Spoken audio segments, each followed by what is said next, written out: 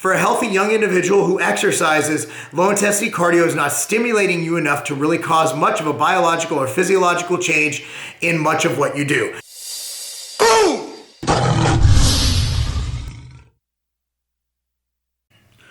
Boom! What's up, everyone? Marc Lobliner, TigerFitness.com CEO, MTS Nutrition. This is something that comes up quite a lot. I've been seeing a lot of people on YouTube. I'm not sure who recommended this, and on Facebook and Instagram. I'm not sure where it started, but they're recommending going on walks, and I'm all for staying active and going on walks. But they're using it as a way to lose fat, as like, hey, if you're not losing fat, are you making sure you're going on your, I think it was like 20-minute walks every day or a couple 10-minute walks or like, and I'm all for that. I think staying active is great for recovery, for movement, but I don't want people to think that that's why they're not losing fat, because it's really not the case. Here's the deal. Low intensity cardio is great for fat loss, sort of, but it sucks for health, sort of. Here's the deal. When you go to the grocery store, let's say you go to the local Walmart and you're buying some groceries, right? You're going to Harris Teeter if you're in North Carolina, or the Piggly Wiggly, or a Kroger, okay? You go to the store and you walk parking lot to the store. And then you walk around leisurely, you do your shopping, and then you check out. Do you ever get out of that grocery store like, fuck, man. That cardio really improved my health and accelerated my fat loss? No. You think you pretty much just went to the grocery store. Here's the deal. Activity burns calories. And that's why here's my advice on cardio for fat loss. Your fat loss should be through two main mechanisms. That's weight training, which not only builds muscle, which burns extra calories, but also increases your post-caloric exercise burn. Diet, which is obviously the predeterminant, it's calories in versus calories out.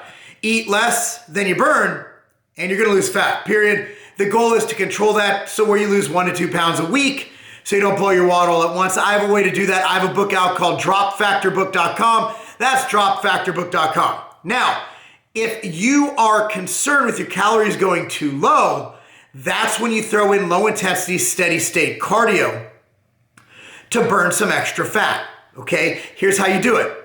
You walk, pretty much. Whether it's at 3 speed or 3.4 speed, doesn't matter that much, because you're still in that low intensity range. If you're looking for health gains and benefits, I recommend high intensity interval training. In fact, jogging, which is medium intensity steady state, which I don't recommend at all if you're going for fat loss and just overall health, unless you're a runner or an athlete.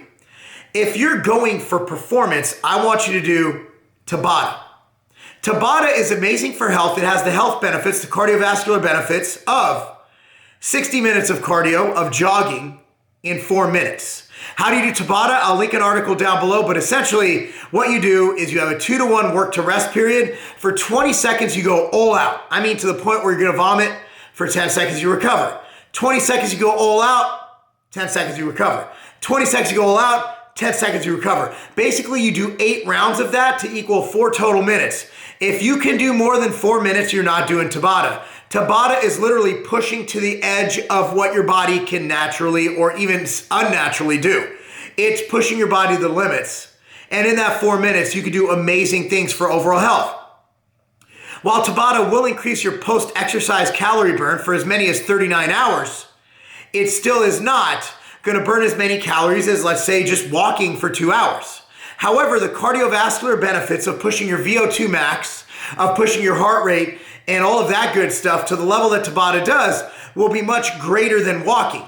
Walking is not a form of exercise that should be considered heart healthy or do much for caloric burning unless you're doing over 30 minutes. If you're doing like 20 minutes a day of walking over sitting or even standing is modestly increasing your caloric burn. Now, that's not a bad thing, but to promote it as the way to do cardio for health and overall fat loss benefits, I believe it can help, but it's definitely not something I'd mention in the top 15 of things to do.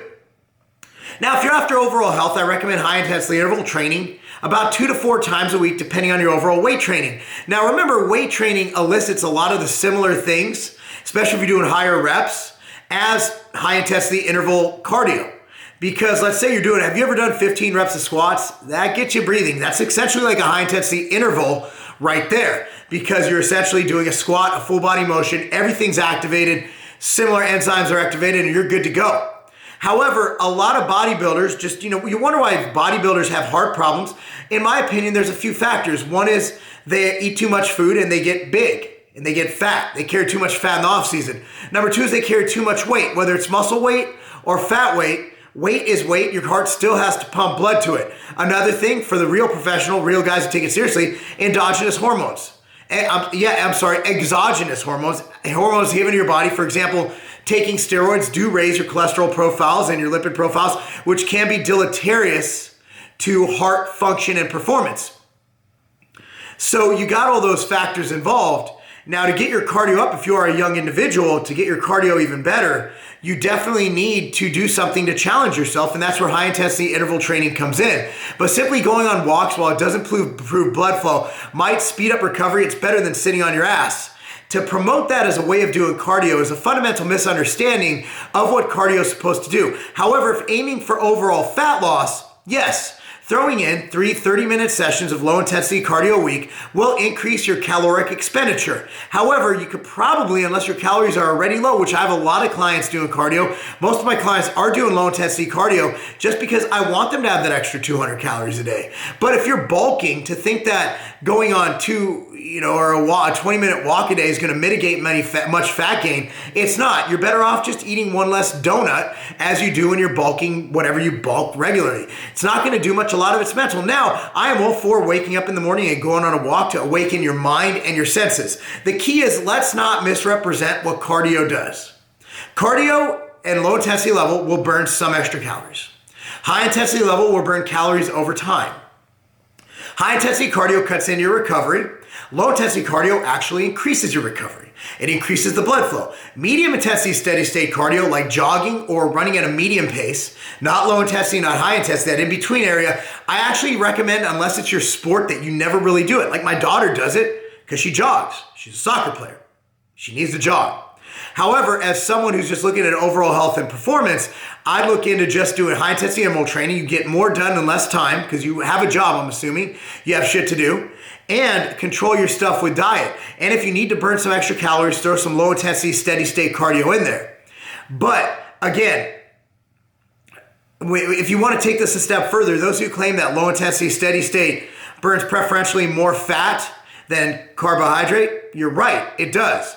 But your body's not retarded, and your body's like, oh, time to tap into that energy store instead. So even if you burn more fat during cardio, your body will obviously switch it and balance it out. It all comes down to calories in, calories out. That's why it doesn't matter if you're cardio fasted, if you do low intensity. At the end of the day, it's about calories burned. So we just want to balance that. But don't misrepresent what cardio does. Let's not have a misunderstanding. Let's just be clear and forthright with what they do. Low intensity, steady state, great for burning calories. Again, the heart health benefits, if you're doing low intensity, aren't that great. However, population.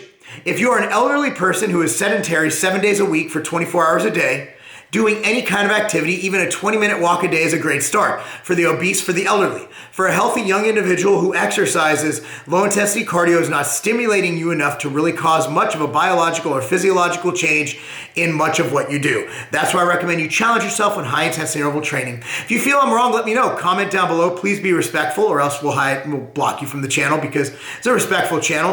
Also, I'm going to link down below how to do Tabata. Feel free to watch that. Comment on it, comment on the article, and again, when you comment on any article on Tiger Fitness, you get free rewards points, and that's not a game. Like this video, subscribe to this channel, and click on the link in the description box below to sign up for the Tiger Fitness newsletter. Within a week of publishing this video, we will give out a $50 gift card to tigerfitness.com to one lucky person who does all of these steps.